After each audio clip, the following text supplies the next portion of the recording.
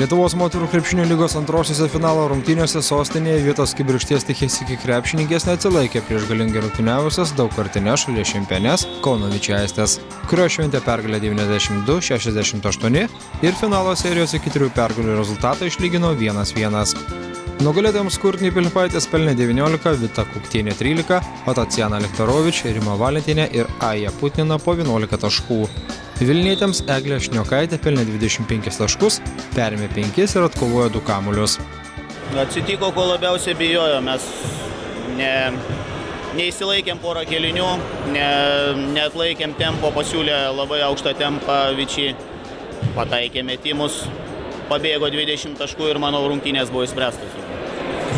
Ar galima sakyti, kad šiandien visiškai aikštės gynyba neveikia? Šiandien neveikia nei ta gynyba, nei asmeninė gynyba, nei aikštė. Tai kažkur tai galbūt bandėm turėti treniruotę.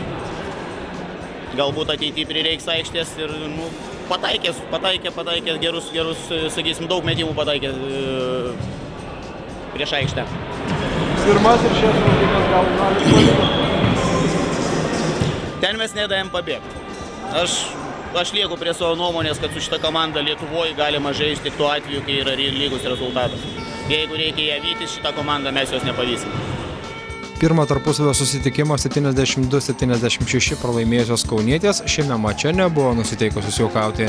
Jautėsi psichologiškai tvirtai ir įvykdžiusios trenerio nurodymus šventė pergalę. Psichologiškai tos rungtynės mums buvo labai sunkios, kadangi pralaimėjom namie, praradom namų aikštelę. Tai džiaugiuosi, kad komanda atvažiavo tikrai susikaupusi, rimtai nusiteikusi ir tikrai nebuvo nusiteikusi juokauti.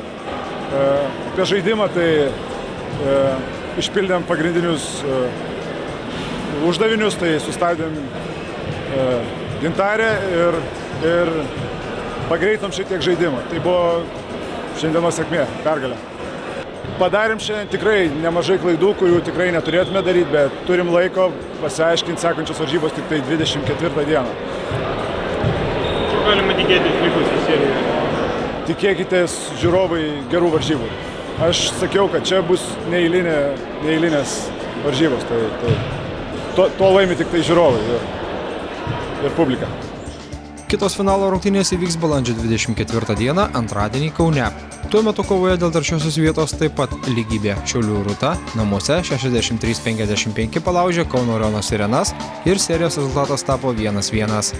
Trečiasis mačas dėl bronzos bus žaidžiamas šį penktadienį, balandžio 20 dieną Garliavoje.